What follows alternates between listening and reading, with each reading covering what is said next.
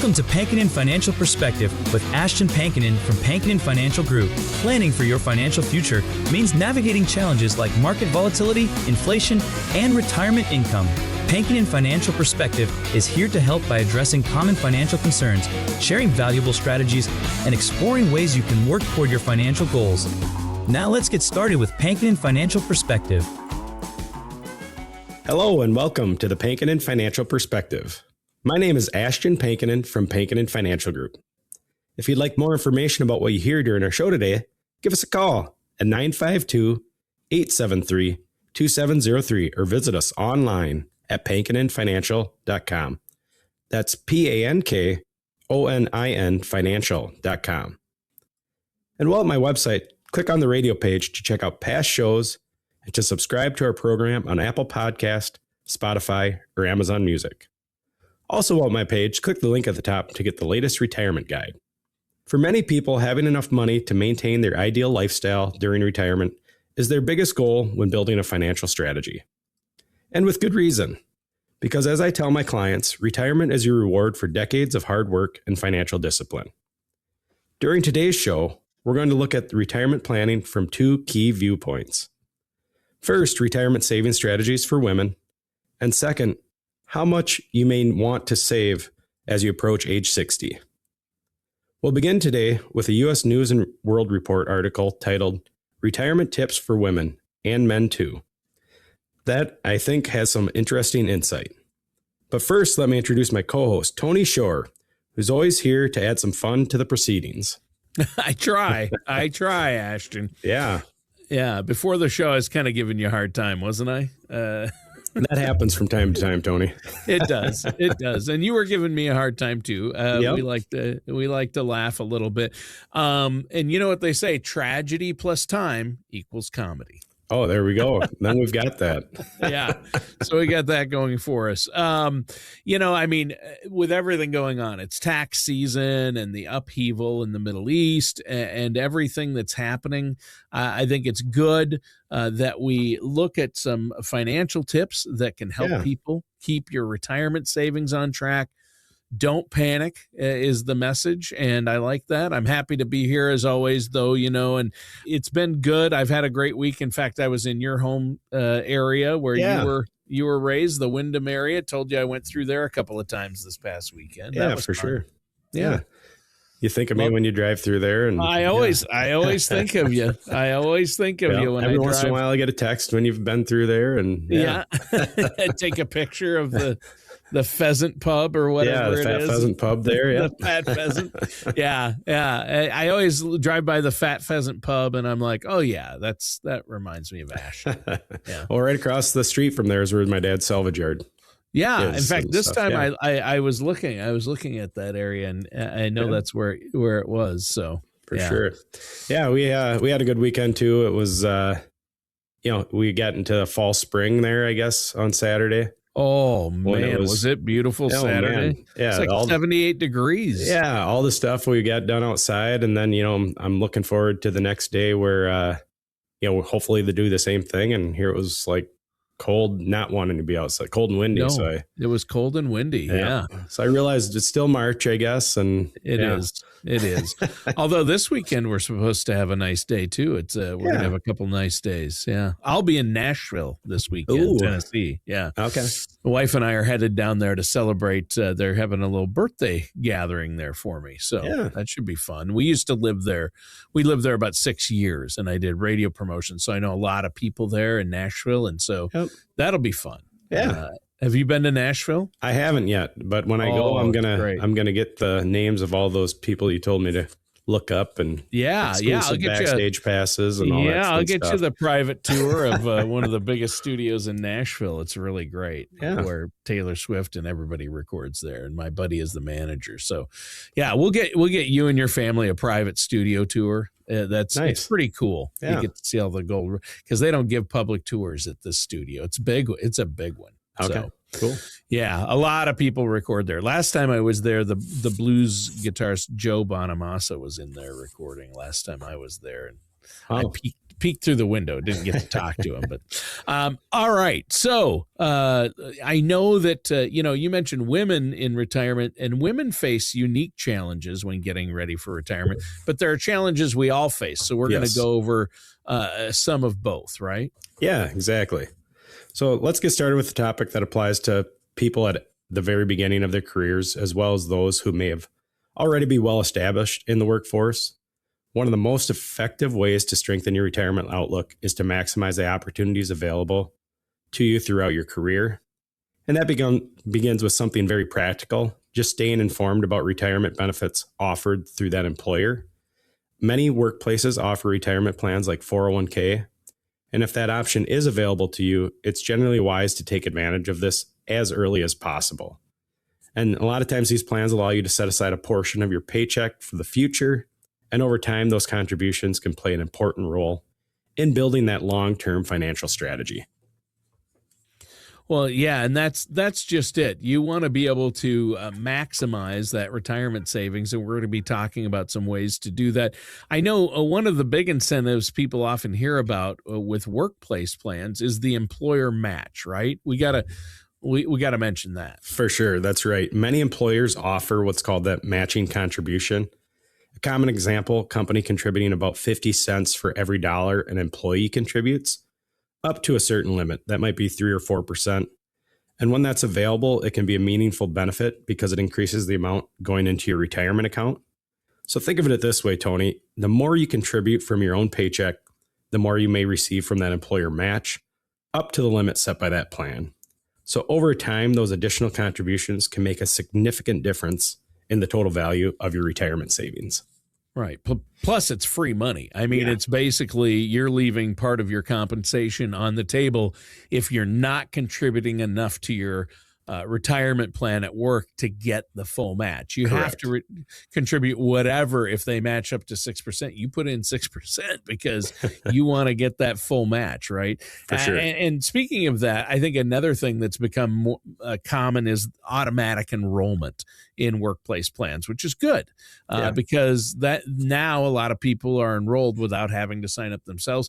I wish when I was young and dumb in my 20s that there had been automatic enrollment, right? For sure. I'd be set right now. I wish I had put more in or even put into a plan. My first few full-time jobs, my first probably 10 years of working full-time, I didn't contribute to my employer plan. So Yeah, and those automatic enrollment, it's been much more common in recent years. Part of that is the Secure 0.0 Act now requires most new plans to include that, especially if you want to get the tax credit that's available. So the goal is to make that savings easier by having the contribution start automatically when someone begins the job. So again, if you're young and you don't know any better, it automatically gets you started. But there's important detail people should understand. The default contribution rate in those plans often start fairly low. While automatic enrollment is a great starting point, it's still worth reviewing if that percentage being contributed from your paycheck and just deciding if that's going to be enough or if we need to increase that amount and if it makes sense for your situation. I know it can be as low as 1%. A lot of companies, it's 3%. Yep. I was at a company, it's the automatic enrollment 3%, but the match was up to 6%. Okay. So what happens? Like you're automatically enrolled at 2%. So you're like, I'm automatically enrolled. I don't need to do anything. Yeah. But the company match, you're at 2%. The company matches at 5 or at 6. Yeah. So you're leaving free money on the table. You're not getting a company match over what you put in. So you have to put in the amount of the match. I mean, that is, if you're not doing that, you're losing money or leaving money on the table, right? For sure. Yeah. And again, we typically recommend 15 to 20%, into your savings to hit that retirement goal. And so, sure. It's not something that everybody can go from 0 to 15 or 20%, but again, making sure we're taking full advantage of that match. And then kind of each year when you get that raise, increasing that dollar amount. Yeah. I mean, just because you're automatically enrolled doesn't necessarily mean you're saving at a level that's going to support your long-term goals, right? Yeah, that's a key point. Automatic enrollment does get you started, which is helpful, but it doesn't replace that thoughtful planning. Yeah. Reviewing those contributions periodically, increasing them, and then that can help strengthen your overall strategy. Right. And another thing you can do, a lot of plans allow you to set an increase every year. Like it automatically increases a percentage point a year or 2% a year. And what I do is I get a raise every year. And now, especially, I think once you turn 50, every raise you get, put it all into your, because you're not going to miss it. It's money you never had, right? Sure. So if I get a 4% raise this year, I'm going to increase what I'm putting into my account by 4%. Yep. Yeah, exactly. That's a good option to do that. Yeah, and your take-home check's going to stay the same, but your retirement account's going to grow with that all that compounding interest, right? For sure. And so, and again, it's an important point. You if you're starting out in the workforce, you generally have that longer time horizon before retirement, and that longer timeline can provide more opportunities to recover from markets ups and downs. And so sometimes people, and this particularly noted when discussing women investing, may feel hesitant about investing in the stock market because it involves risk. But avoiding risk entirely can carry its own challenges, especially when the goal is that long-term growth. Yeah. So the takeaway there is really about awareness and engagement with your benefits, and to start early. Save early, save often, right? Yeah, exactly. Understanding the workplace retirement plans, contributing consistently, and then periodically reviewing those contributions can be important steps towards building a stronger financial future. And the earlier you begin that process, the more time your savings have to grow. Exactly. And I think something else that a lot of people experience, at least at some point in their lives, is stepping away from the workforce for a period of time. And this is where typically it would be women rather than men, but it can be either. But women tend to take time off of work to have kids and raise a family, things like that. Yeah. And it's an important topic to talk about because, career breaks can happen. And for many reasons, someone might step away to care for a family member. You mentioned raise children, address a health issue or manage another major life responsibility. And sometimes those breaks are unavoidable, but it's also important to understand that stepping away from work can have ripple effects when it comes to long-term financial planning. I would imagine, but what kind of ripple effects are you talking about here? Yeah, for one thing, time away from the workforce can affect your earnings history, and that matters for several reasons. It may slow down the pace at which your income grows over time, and it can also influence how benefits like Social Security are calculated. Since Social Security benefits are based on one person's earnings records, the years with lower or no earnings may affect that final benefit amount. And returning to the workforce, if you return to work after a break like that, a long break, that can be challenging too, especially if you're older. Yeah, that's true. People re-entering the workforce after a break may sometimes have to accept a position that pays less than the job they held before stepping away. And that can make it harder to regain the same income trajectory that they had earlier on in their career. Okay. So if somebody's considering a break, what's something they might think about ahead of time? Yeah, one option is considering whether shifting to part-time work instead of leaving the workforce entirely might make sense in some situations. Remaining connected to that workforce or even on a reduced schedule may help maintain professional momentum and continue building an earnings history. Of course, every situation is different, and sometimes stepping away completely is the only practical option. But again, understanding that potential long-term implications can help people make a more informed decision about how those career choices fit into that overall financial picture. Again, life doesn't always follow a perfect straight career path, but taking time to understand how work decisions today may affect retirement planning down the road can help people stay on track toward their long-term financial goals. Well, hey, before we keep going with this conversation today, Ashton, let our listeners out there know how they can schedule a no-charge consultation to ask questions or get more information. Yeah, the best way is just give our office a call, 952-873-2703. Again, that number is 952-873-2703. Or visit us online at pankininfinancial.com. That's PANKONIN financial.com. Scheduling a consultation only takes a few minutes, and we're always happy to work around your schedule. Excellent. Well, you've made some great points already about making sure our retirement savings are on track and how to do that. But let's talk about maybe retirement planning through a broader lens when you're married. Yeah, when you're part of a household with two incomes, retirement planning often becomes a shared effort. It's helpful to look at the entire financial picture, not just one person's savings or one account. For example, if a spouse has access to a workplace retirement plan like a 401k, it's worth understanding how that plan is being used. Some people contribute enough to receive the employer match, but may not be contributing the maximum amount allowed. So again, just reviewing those contribution levels together can help ensure the household is making the most of the opportunities that are available.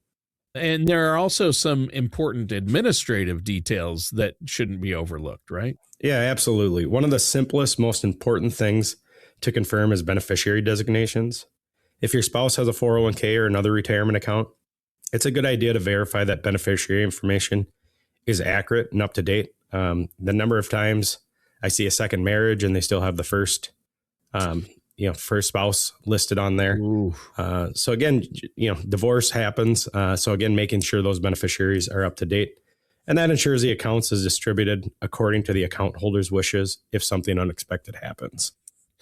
Yeah, and people need to know, I changed my will, I should be fine. No, beneficiary designation takes precedent over anything in a will. Correct. Right? Yeah. So that's important. I'm glad you brought up beneficiary designations. Now, I'm guessing we're talking about retirement savings and planning, so Social Security has to play a role in this too, right? Yeah, it definitely does, because Social Security includes several provisions that apply to married couples. For example, even if someone has little or no earnings history of their own, they may still qualify for what's known as spousal benefit. So that benefit can be up to 50% of the spouse's primary Social Security retirement account, just depending on the situation. Social Security also provides survivor benefits to the widow or widower of a deceased worker under certain circumstances. In general terms, a surviving spouse may be eligible for those benefits if they are age 60 or older, age 50 if disabled, or if they are caring for a child under the age of 16. So again, if the surviving spouse has their own Social Security benefit that's higher than the survivor benefit, then their own benefit would typically be paid instead. So when couples are planning for retirement, it's not just about the individual accounts, right? It's really about understanding how all these pieces work together. Well said. Looking at retirement planning from a household perspective can help ensure that both partners understand their benefits, their options, and how those pieces fit in the overall plan for the future. I think we should also emphasize that people don't necessarily have to navigate all of this and all of these decisions on their own, right? Yeah, exactly. Building a retirement strategy involves many moving pieces, and that's one reason working with a financial advisor can be helpful. We can provide guidance that takes into account your specific situation, your goals, and the resources available to you. And something many people don't realize is that some employers actually provide access to for financial guidance as part of their workforce benefits. And in some cases, those services are connected to company retirement plans like a 401k. And so if that's something your employer offers, it can be worth asking about and learning how to take advantage of it. Well, and the workforce itself has really evolved over time, hasn't it? I mean, it's not the same as our parents or their parents, right? Yeah, and that's an important development. The pay gap between men and women has been narrowing over the years, and women now make up roughly half of the overall labor force. And as that trend continues, a financial service industry has been paying closer attention to the retirement planning needs and challenges that many women face throughout their careers. Well, let's shift gears a bit and talk about something that almost everyone wonders about at some point. How much money do you actually need to retire comfortably? A Kiplinger article, Retirement Savings on Track, How Much You Should Save by Age 60 and 65, has a lot of food for thought. That's one of the most common questions people ask, and it's easy to understand why. For years, you've heard the phrase save early and save often, and that's often what I tell my clients. It's kind of been the mantra for retirement planning for decades. The idea is simple. The earlier you begin setting aside money, the more time those savings potentially have to grow and support you later in life. Whether somebody has followed that advice perfectly or had some detours along the way, I think most people still want to know the same thing, and that's what number should I be aiming for? How much do I need so it will last me throughout my retirement? Yeah, precisely, Tony. People often refer to that as their magic number, the amount of savings they believe that will allow them to retire comfortably and maintain the lifestyle they want in retirement. And that number tends to become especially important for people as they move into their early 60s When you're in that 60 to 65 age range, you're often entering that final stretch of your working years and making the last major adjustments before retirement begins for you. So for many people, retirement could last several decades. So understanding where you stand financially becomes a key part of this planning process. Yeah, for sure. Retirement will be a wonderful adventure, and we'll do it together. Well, and now you're talking about a specific age group here, and unfortunately, now I qualify 60 to 65. Just turned 60. I'm on that older end of Gen X, right? Yeah, that's right. And in the early discussions, we look at people in their early 50s and those in the mid 50s to early 60s, and this time we're focusing specifically on the estimates for individuals between that 60, 61, and 65. So the model behind these estimates is built on a number of assumptions. For example, assume around a 5% annual gross savings rate, a retirement portfolio invested in target date funds before and after retirement, and then that inflation about 2.5%, and a retirement age of 65, roughly 35 years spent in retirement. Which I think that highlights something important right away, and that's that these are built on assumptions, what we're talking about here. Yeah. Again, it's an important distinction. These numbers are intended to serve as just general guidelines, not precise targets that apply equally to everyone. Everyone's financial situation is different. Income levels vary, lifestyles vary. Retirement goals can be very different from one household to another. And while these estimates can provide a helpful starting point for those thinking about retirement readiness, they should always be viewed in the context of your own financial strategy and your own long-term goals. Sure. Well, and I think as people move closer to retirement, that checklist tends to grow as well. It's not just about how much you've saved anymore. There are also decisions about health care, legacy planning, estate planning, and really how to structure that next phase of life. And these are all things you help folks with, right? Yeah, that's right, Tony. The years leading up to retirement, especially between 60 and 65, are often when people refine their financial strategies. One of the biggest topics that starts to come out and focus at this time is Medicare. Medicare generally becomes available at age 65, but it's something you should think about well before that birthday arrives. There are several coverage options available, and the decisions you make can affect how your healthcare costs and your flexibility in retirement. Okay, so what are the main choices people need to understand here? Yeah, broadly speaking, many retirees are choosing between two paths: Original Medicare and Medicare Advantage. Each option works a little differently. I just want to reiterate, our office has Medicare specialists here that can help make those decisions for you. And so Original Medicare is a traditional government administered program available to Americans 65 and older, as well as some younger individuals with disabilities. It includes Medicare Part A, which covers hospital care, and Part B, which covers medical services. So one possible advantage of Original Medicare is that it provides across the country, or providers across the country generally accept it. However, it can come at a higher out-of-pocket cost for things like deductibles, copays, and coinsurance. That's where supplemental coverage comes into play, right? Supplemental or Advantage plans? Yeah, exactly. Many people who chose Original Medicare also purchase what's called Medigap policy. Medigap plans are sold by private insurers and are designed to help cover some of those out-of-pocket costs with Original Medicare. And most people need Medicare Part D, which provides prescription drug coverage and also includes its own deductibles and copays.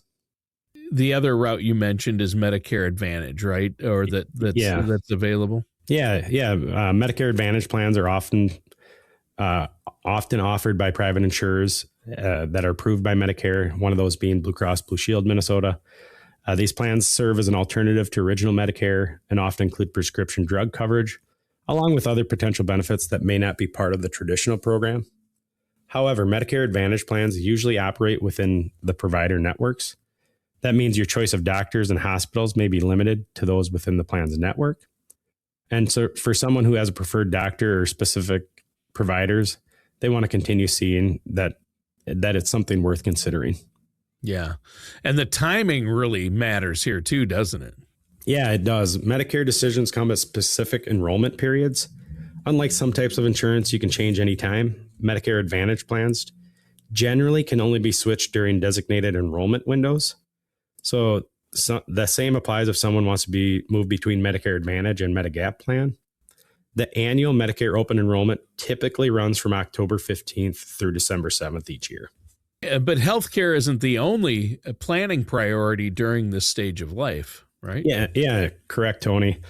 Legacy planning also becomes increasingly important in the years leading up to retirement. If someone doesn't consider themselves to have a large estate, it's still important to make sure key documents are in place and up to date. For example, reviewing that will is an important step, especially if you move to a new state, since estate laws can vary from each state. Additionally, it's wise to think about who would make healthcare or financial decisions on your behalf if you were unable to do so yourself. And that's where documents like powers of attorney come into play. Yeah, exactly, Tony. A durable power of attorney allows you to make designated trusted individual who can manage your financial and or health care decisions if you become incapacitated. So many people choose to work with an elder care attorney to ensure those documents are prepared properly and reflect their wishes. This is a lot for somebody to think about as their retirement approaches, isn't it? Yeah, it can feel overwhelming, Tony, but the key is not to let that sense of complexity lead into inaction. So if you're concerned about your savings may fall short of your ideal retirement number, there are still steps you can take. Some people decide to work a little longer, increase their savings contributions, or plan for some level of work during retirement. Others may look at adjusting their spending, downsizing their home, or simplifying their lifestyle. And it's important to remember that general savings guides and estimates are just those, they're guides. So your personal retirement strategy may look different depending on your goals, resources, and your current circumstances. But the most important thing is to stay engaged with your planning and continue to make thoughtful decisions as you move closer to retirement. Good advice, and I think this has been another outstanding show, Ashton. I mean, we've covered a lot of ground. Is there anything else you want to talk about before we go today? Yeah, we do still. I mean, we're staring down the barrel of tax filing deadline. We still have a little bit of time to make some decisions. And if you've already met with your tax preparer, we can look at 2026 as well. A lot of times we review those 2025 taxes and make a plan for 2026. And so it's not too late. And again, I know we touched on Medicare. We do have professionals in our office that specialize in just Medicare and health insurance. And so, if you have questions about retirement, your financial strategy, visit our website, pankoninfinancial.com. That's PANKONIN financial.com. Call our office, 952-873-2703. Again, that number is 952-873-2703. We'd love to help you protect your savings and feel confident about the road ahead. Well, great show today, Ashton, and listeners and viewers, thanks for tuning in. That does it for today's episode of the Pankonin Financial Perspective with our host, Ashton Pankonin. Thank you for joining us for Pankonin Financial Perspective. Don't head into retirement without a plan for both your finances and your health. For more information, contact Ashton Pankonin at Pankonin Financial Group at 952-873-2703 or visit pankoninfinancialgroup.com. Join us again soon for another episode of Pankonin Financial Perspective. Advisory services are offered by Ashton Pankonin LLC DBA Pankonin Financial Group, an investment advisor in the state of Minnesota. All matters discussed during the show are for informational purposes only. Each individual situation may vary, and the opinions expressed here may not apply to everyone. Materials presented are believed to be from reliable sources, and no representations can be made as to its accuracy. All ideas and information should be discussed in detail with one of our qualified representatives prior to implementation. We are not affiliated with or endorsed by the Social Security Administration, the Federal Medicare Program, or any other government agency. Calling this number will direct you to a licensed sales agent.